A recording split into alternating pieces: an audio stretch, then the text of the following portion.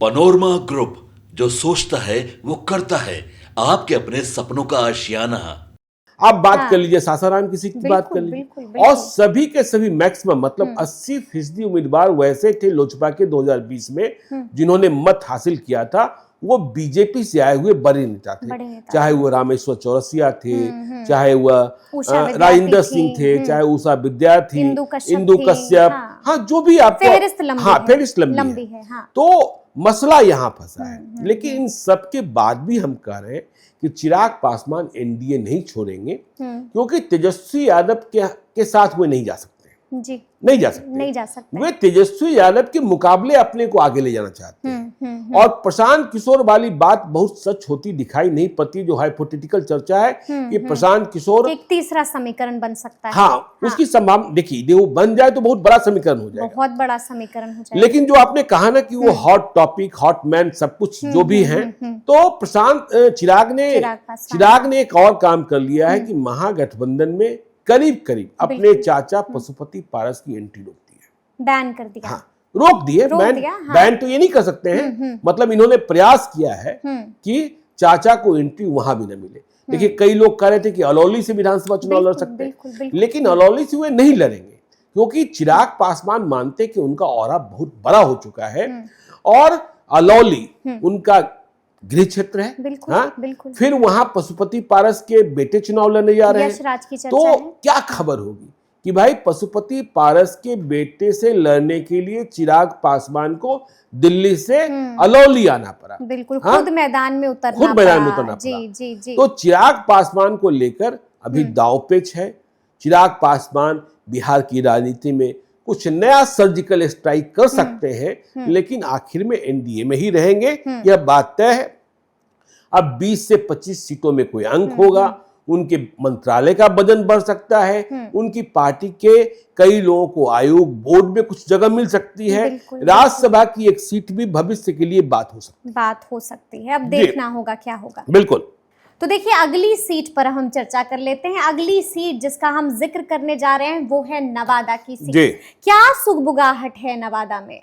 देखिए, नवादा को समझना होगा आपको समरीन जी, क्योंकि नवादा में कई शक्तियां हैं और उनमें सबसे बड़ी शक्ति है राजवल्लभ यादव। बिल्कुल। जो सजा याफ्ता हैं, उनके मसले में भी हाईकोर्ट का फैसला आना है, और राजवल्लभ यादव आरजेडी के साथ ही रहे, लेकिन रिश्ता बिल्कुल लोकसभा चुनाव में हमने देखा, आपने देखा, खटास पड़ गई। तो नवादा से विधायक कौन है? राजवल्लभ यादव की पत्नी विभा देवी। तो हमने कहा कई शक्तियां हैं।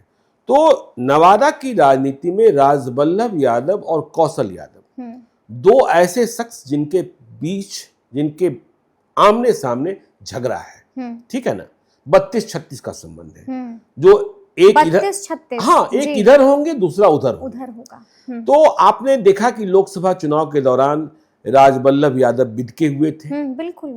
भाई उनके परिवार से भी चुनाव लड़ा, जिसने आरजेडी के प्रत्याशी श्रवण कुशवाहा को नुकसान पहुंचाया और वहां विवेक ठाकुर चुनाव जीत गए, ठीक है ना। अब इसकी कई वजह हैं।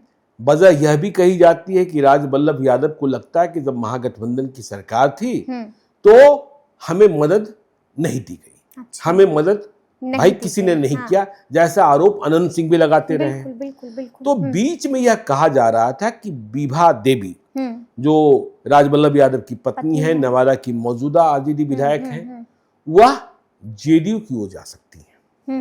हाँ, यह चर्चा बहुत सरेआम हो गई थी, लेकिन पिछले दिनों यह चर्चा फिर से शुरू हुई है कि नहीं, विभा देवी और लालू फैमिली के रिश्ते फिर से ठीक हो रहे हैं, यानी कि मधुर हो रहे हैं। तो यदि विभा देवी रुक जाती हैं, तो फिर यहाँ कोई नई खोज नहीं होगी। बिल्कुल। कोई नई खोज नहीं होगी। और जब से यह चर्चा शुरू हुई कि विभा देवी जेडीयू की ओर जा रही है, कौशल यादव, जो हमने कहा 32-36 का रिश्ता, कौशल यादव और कौशल यादव की पत्नी, दोनों पति पत्नी कभी विधायक हुआ करते थे। तो कौशल यादव जेडीयू में, तो विभा देवी के जेडीयू में जाने की चर्चा शुरू हुई, तो कौशल यादव ने जेडीयू का नाम लेना करीब बंद कर दिया। अच्छा, बिदक गए। बंद कर दिया था, बंद कर दिया था। हाँ, क्योंकि कौशल यादव को चुनाव लड़ना ही लड़ना है। बिल्कुल, हाँ, बिल्कुल, हाँ। तो जिधर विभा देवी होंगी उधर ये नहीं रहेंगे, उधर ये नहीं रहेंगे। बिल्कुल, हाँ। तो उन्होंने नाम लेना बंद कर दिया। हाँ। अब विभा देवी यदि आरजेडी की तरफ ही रह गई तो फिर कौशल इधर रहेंगे, हाँ, जेडीयू की तरफ। हाँ, जेडीयू की तरफ बिल्कुल, रहेंगे। बिल्कुल, हाँ। विभा देवी उधर गई तो कौशल यादव चुनाव लड़ेंगे, यह तो तय है, यह तो तय है। हाँ। लेकिन ऐसा भी नहीं है कि वहां देखिए श्रवण कुशवाहा जो लोकसभा का चुनाव लड़े वे भी फैक्टर रहे। बिल्कुल, उन्होंने भी विधानसभा का, उन्होंने कौन सा चुनाव नहीं लड़ा, हर चुनाव हार जाते रहे और हर चुनाव में अच्छा वोट मिलता रहा है। जी बिल्कुल। तो विभा देवी यदि जेडीयू की ओर जाती हैं तो कौशल यादव को तो आरजेडी में आना होगा। श्रवण कुशवाहा तो ऑलरेडी है, ठीक है ना, ऐसे में है। तो श्रवण कुशवाहा फिर से टिकट की दावेदारी करेंगे, ठीक है ना। हाँ, तो ठीक है ना। तो सब कुछ तय होगा विभा देवी की चाल से। विभा देवी अपने घर में रहती हैं या दूसरे घर में जाती, ठीक है ना। यदि विभा देवी अपने घर में रह गई तो जेडीयू से कौशल यादव की चर्चा होगी। बिल्कुल होगी, हाँ? बिल्कुल। अब एक और नाम की चर्चा हो रही है। देखिए चर्चा किसकी हो रही, क्रिकेटर ईशान किशन के पिता। अच्छा, हाँ, जिनको बड़ी जिम्मेदारी अभी जेडीयू में मिली है। हाँ, जो शामिल हुए थे। प्रणब पांडे नाम है, नवादा के ही रहने वाले हैं। ईशान किशन की जो दादी है, मतलब प्रणब पांडे की माँ डॉक्टर सावित्री शर्मा वहां की मशहूर डॉक्टर हैं। तो इनकी चर्चा भी वहां तेज है, हो रही है। तो इस तरीके से नवादा उलझा हुआ दिख रहा है और सब कुछ राजवल्लभ यादव चाहे जिस तरीके के मुकदमे में फंस जाएं, बिना राजवल्लभ यादव नवादा की राजनीति को तय नहीं कर सकते। हाँ, ठीक है ना।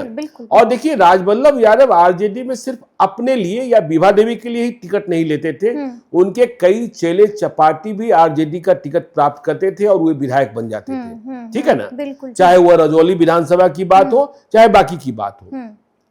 तो ये स्थिति आपको वहां, और बीजेपी का कोई क्लेम बहुत बनता हुआ वहां हमें अब तक दिखाई नहीं पड़ रहा है, क्योंकि वह लड़ाई वहां आरजेडी वर्सेस जेडीयू की ही रही है।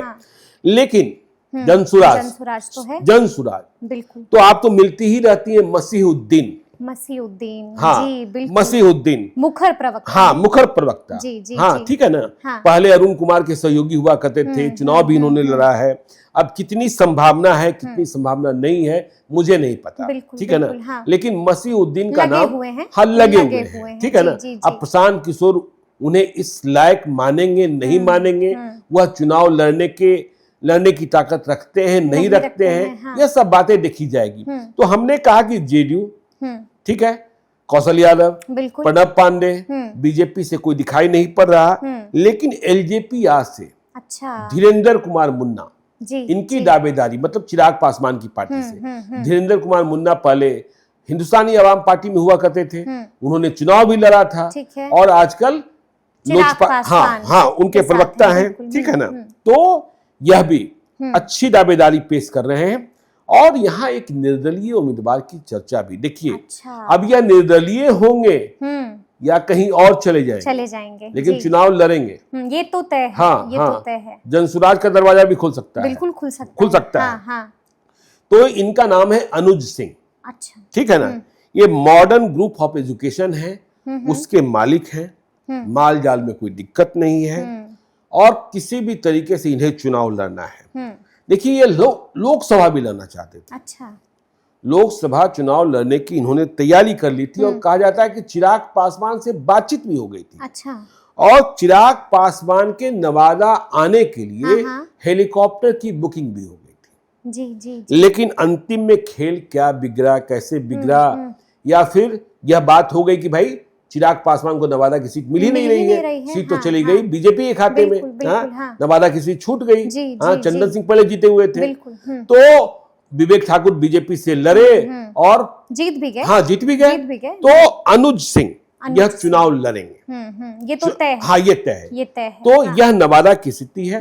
बाकी तो आगे जो होगा, कौन आगे जाएगा कौन पीछे होगा, सब कुछ हम बताएंगे।